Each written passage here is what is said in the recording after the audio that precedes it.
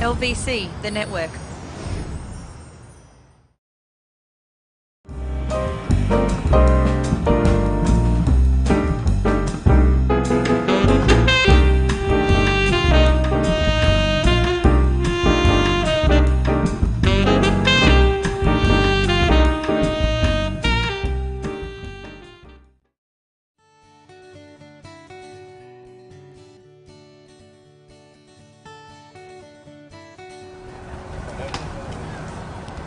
Hey, Victor. How are you? Yeah, I thought you looked familiar. Hi there. So, did you bring any of the crab and the seafood or the seafood tamales today? That one's actually up next to cook. Oh, wonderful. What we do is we steam them throughout the morning. Okay. We usually do a fresh batch, and then each one comes up ready. Like Okay. right now, we've got green chili chicken, mesquite smoked barbecue brisket beef, and what else do we have? All right, well, so tell me, how many items do you have on your tamales? So you've got quite the list then. Yeah, we've got a Oh, pretty wow. big list. These are the Oh, items you that even we carry. and you even do the vegans too. The vegan recipes. Yeah, it's 100% vegan. Oh, No outstanding. animal byproduct at all. So then you just do like different types at different times. Then is that how? Okay. Well, we can't cook them all at the same time. Right. Right. So we cook as many as we can. We've got 3 batches right now cooking. Okay. We've got 1 batch of pork. Would you like to show us some of that a bit? All right. Let me get back here. All right. So we prepare these on a weekly basis, and Oh, this right here, wow. these are ready. And then what? So we steam them, then they're ready for us, and then what we do is we take them over here and we package them up and then keep them hot in here for the customers to pick up. All right. Right now what she's doing is she's getting the cream cheese jalapeno ready. Oh, that looks We lovely. prepare these in our commercial kitchen, and then we bring them out here. They're already frozen. So it's really a pretty arduous process. Right. And then we stack them here, steam them, package them up, and the customer picks them up. And then the customer that packaging allows the customer to keep them frozen, Okay. preserves them well. They can keep them in the fridge for up to a week or freeze them for about 3-4 weeks. Okay. So if I get some today, do you suggest I get them frozen or go ahead and get them steamed and ready The to eat? best way to have them is fresh. That's what I was thinking if you can too. get them fresh, they're just as good frozen or refrigerated next week. Okay. But there's nothing like a freshly steamed tamale. It's just, there's nothing like it. One that Victor makes is the barbecue brisket tamale, and then we topped it off with the Serrano barbecue sauce, which really, really just kicks up the flavor. This is the one that Victor was talking about, can take up to, from like 10 to 18 hours just to smoke the brisket alone. So, as he said, it is quite a labor-intensive product to make, but the reward is amazing, amazing. You all really have to come out and try this because it's fantastic. I have to have another bite. Yeah, that's good. That's really good. Well, I am working on a dinner party next week that I need some fresh pesto for this appetizer that I'm making. Can you show me your pesto that you have? Okay, great. Give it a little taste. Okay, wonderful. So I'm from the south of Italy, and I moved here 4 years ago. Did you? Yes. Oh, wow. And I love to cook. Quite the stereotype. So here's a little bit of a taste. Okay. Of our pesto. And I make the pesto with very fresh basil, pine nuts, Okay. and a lot of garlic. A lot of garlic? Lot of Okay. garlic. Oh, wonderful. Oh, this is it. Oh, wow. That's really one good. of my best sellers. That is wonderful. Good. That's good. That's exactly what I need. Drinking water is essential to your health. That's why you need to drink plenty of water to keep you hydrated throughout the day. Unlike power drinks or soft drinks, water is truly the only drink that can quench your thirst. It's an easy, refreshing way to keep your body healthy and strong. Freshen up today with a brisk, cool bottle of water. Well, welcome back to CiCi's Culinary Creations. Today I would like to talk to you about making some easy and fun appetizers for your upcoming party that we're going to have. But first of all, I want to show you one that's fun. People kind of question it, but it has an incredible flavor. This is called bacon wrapped dates. Exactly what it is, what you hear is what you get. 2 ingredients, and all you do is bake it, and it's wonderful. So I like to use an applewood smoked bacon and these wonderful, wonderful dates. And a date is more like a really large raisin, but it's really, really sweet. So you're going to take your bacon, because the dates are relatively small, you're going to cut it into thirds. We're going to start here and here. Then all you do is lay your bacon out in your strips. I'll put it up here so you can see. And you're going to roll and then put it in your pan. Just take it and roll it. Some people like to put toothpicks in it. As long as you keep it nice and compact, then there's no need to use a toothpick. Again, just take your date, roll it up in your bacon, and in. Real simple. And this is something you can actually make ahead of time too. You can either make ahead that it's ready to go into the oven, or you can go ahead and make ahead and bake it. And then when it's time for your guests to arrive, you just put it in the oven to warm it up a bit. So we're going to put this in the oven at 350 for about 15-20 minutes. You want to make sure the bacon is completely done. And I mean, the date, of course, doesn't need to be cooked, but you just want to make sure that the bacon has a nice kind of crispy texture, but not too dark.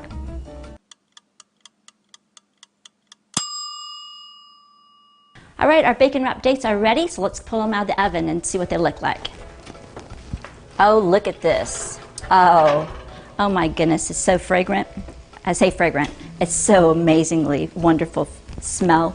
I wish you could smell what I smell. So then once you have these out of the oven, you'll just want to plate them up on a nice platter. Again, since this is a darker item, I like to use white as a background, so they really, really pop. And for these, they're finger foods. You know, they're going to be like a one-bite item. You can serve it with a toothpick. You can have it where you have some tongs along the side of it.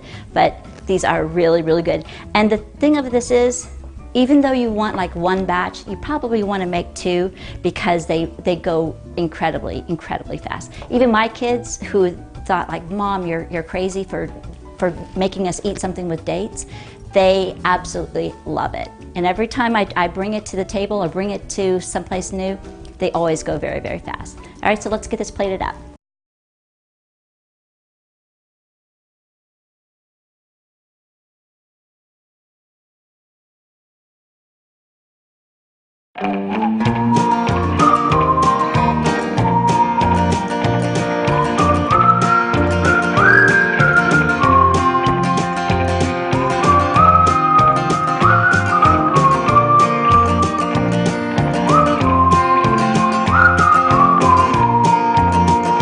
There's a dark and a troubled side of life. There's a bright and a sunny side too. Though we meet with the darkness and strife, the sunny side we also may view. Keep on the sunny side, always on the sunny side. Keep on the sunny side of life. It will help us every day. It will brighten all the way if we keep on the sunny side of life.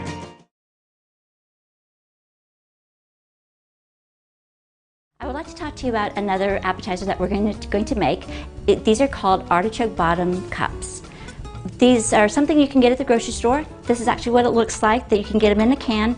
You can also make steam your own artichokes to do this, but as far as time and money-wise, this is definitely a lot better value. You're going to take these cups, put them in a pan, and then we're going to use some some sun-dried tomatoes. I like to use the dried sun-dried tomatoes, not the ones that are in an oil, because we're also going to add some pesto.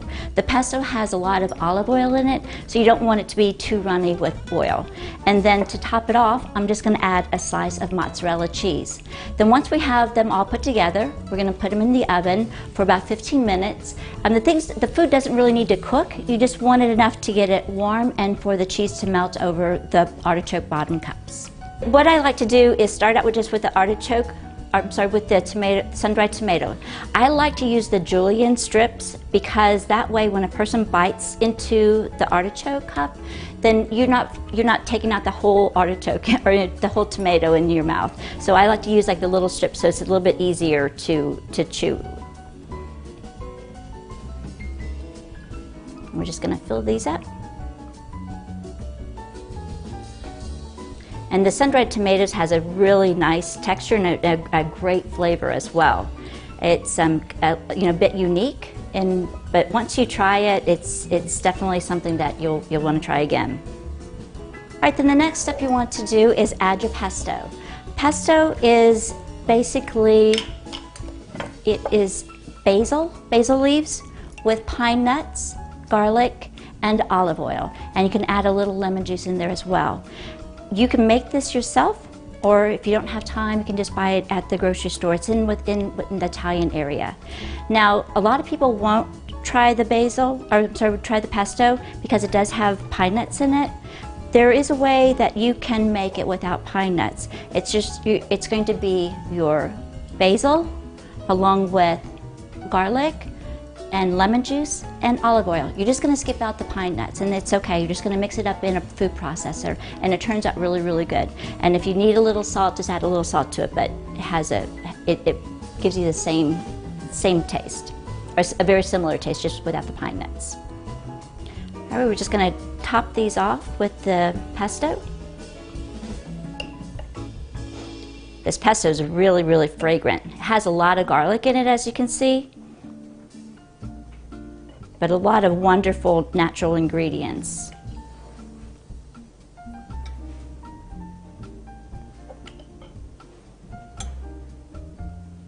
And if you look at the colors, just how beautiful that is. And we're not done yet.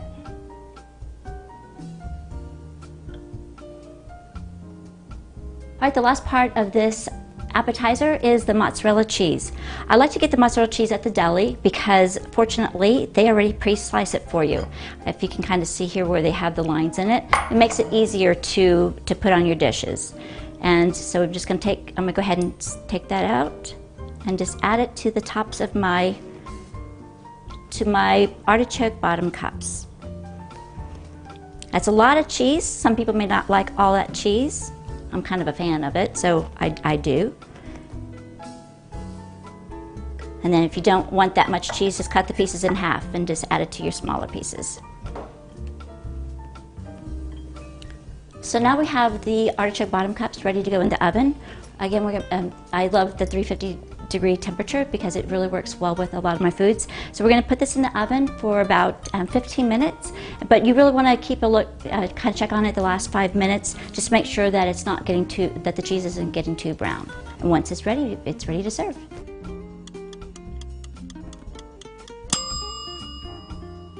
Before we serve these, I'm just going to add a little garnish on the top, and then I'm going to platter them up. Just a little greenery, nothing too much. And there, looks like you have some wonderful, wonderful pieces of artwork in here. Yay!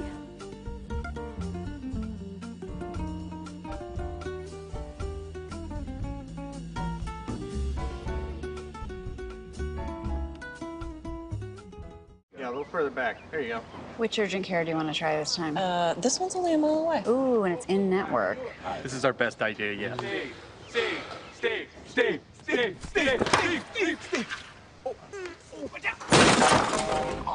So close. It's not always easy to control your enthusiasm, but with United Healthcare, it's easy to find quick care options and compare costs. That's my husband. Let me try this. Second time's the charm. Oh, there goes mine. United Healthcare.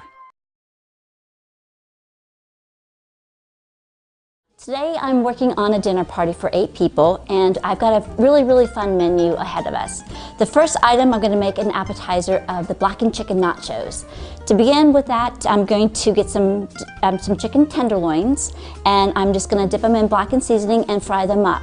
And then I'm going to set up the nacho plate just as a regular nacho plate that you have, whether you have chicken or shredded chicken to beef, but we're going to use this wonderful blackened chicken.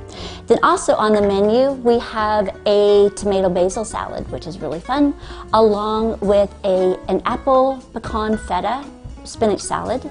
And then we're going to add another little fun element of a cornbread jalapeno poppers. And then for our entree is going to be some blackened catfish to kind of continue on with the blackened entree dinner. And then for dessert, the host's favorite item or favorite dessert is a German chocolate cake. And it'll be fun to show you all of this evening. All right, well, to start with our blackened chicken nachos, you just, again, you're going to get your chicken tenderloins from the store. Now, I did make my own blackened seasoning, but not everyone wants to do that. So there's a really nice one out there called Old Bay blackened seasoning. So you can use either one. I'm going to go ahead and use the Old Bay one, and you're just going to plate up the blackened seasoning and then dip your meats into that seasoning. Set this up here, and it's almost like a wash like you would do for fried chicken. The meat is I already had wet. I had pre-moistened it. You can dip it in milk if you want. I just like a little bit of water on it, and then you're going to roll it into your blackened seasoning and then put it into your skillet. Get it all the way around, and then we're going to just set it back on your plate.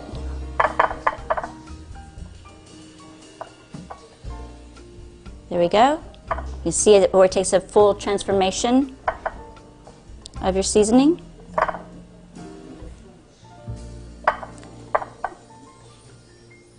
And there you go. Now you've got your chicken ready for the skillet. Well, I'd like to continue on making these blackened chicken nachos. Of course, we have our beautiful blackened chicken here. Again, they're just chicken tenders. And we made some homemade tomato salsa. And this salsa is from the ingredients that I got at market. There's some cherry tomatoes, some garlic, some red onions, along with some jalapeno, and then just add a little lime juice. And you know, with me being a little, a lot German, I add a little sugar to it because it takes the acidity out of the tomatoes.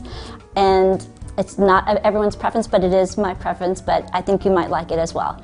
Along, I have some sour cream, but we're gonna make up some quick guacamole. Simple ingredients on this are I just did some shallots with this because I didn't want the onion to overpower the avocado, along with some jalapeno and cilantro. So I'll show you real quickly on cutting up these avocados. They are very ripe. The tips come off really quickly. And we're just going to go around,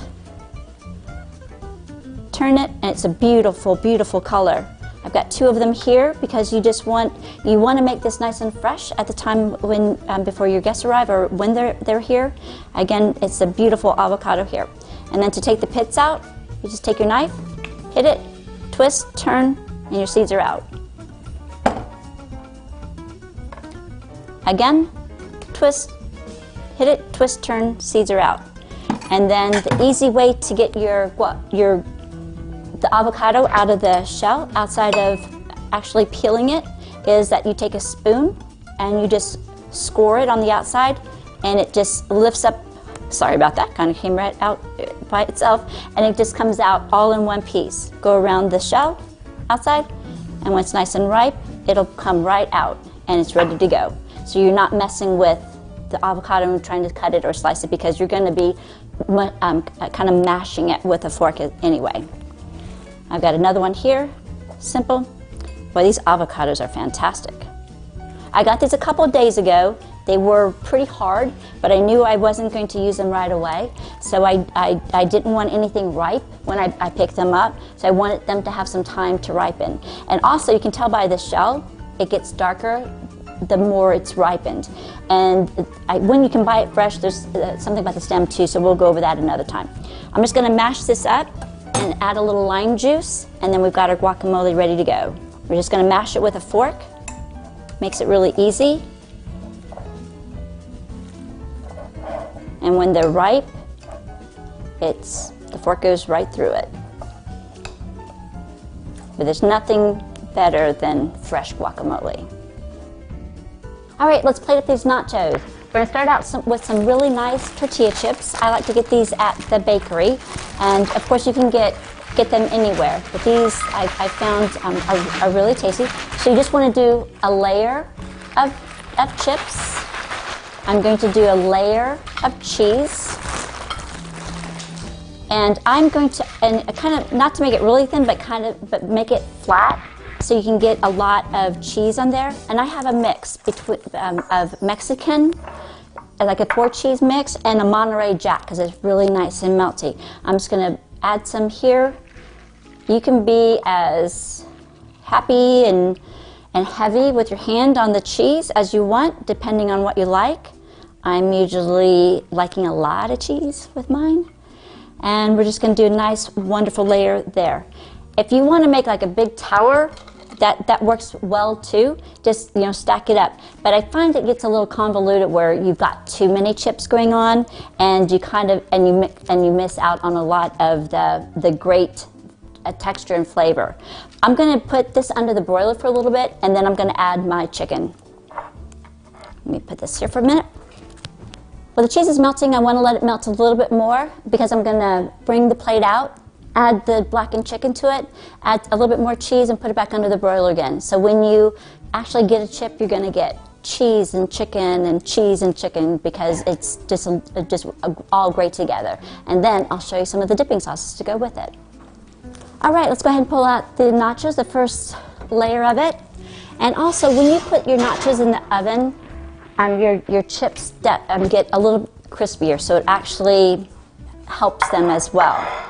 So let's get a nice layer of our chicken. I'm going to add here.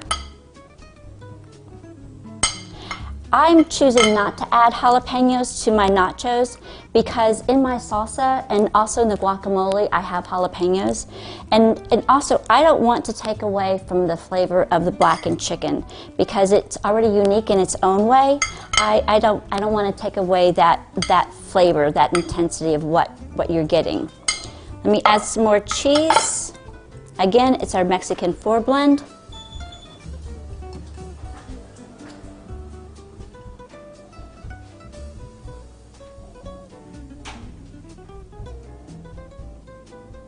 Make it really nice and pretty. Again, I'm a little heavy on my cheese.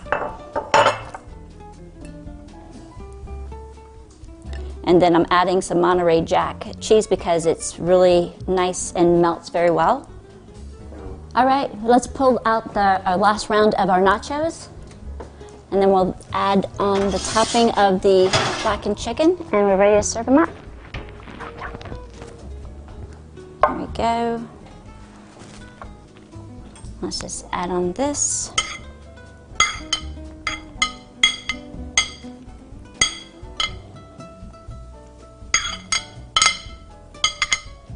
All right, we've got our blackened chicken nachos, so these are ready to go.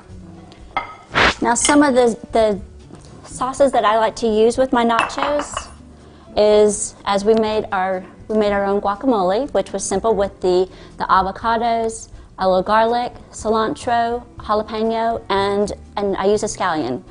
Of course, sour cream, and then the tomato salsa is the cherry tomatoes that I got at market, along with some cilantro as well, jalapenos. I used a beautiful sweet onion that this wonderful farmer, his name is David, had asked me to try, and it was a great flavor. The onions were actually grown in Canton, and the soil there, something about it just really helps make it really sweet.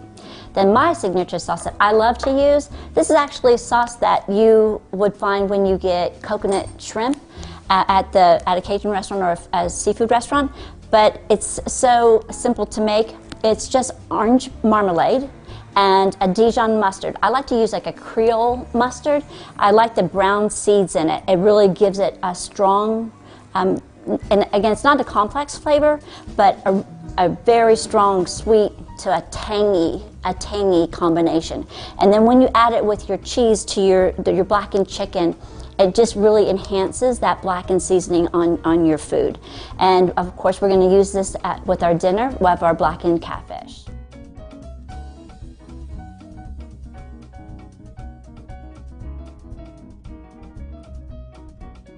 Thanks for watching CiCi's Culinary Creations, where it's all about food, family, and fun. LVC, the network.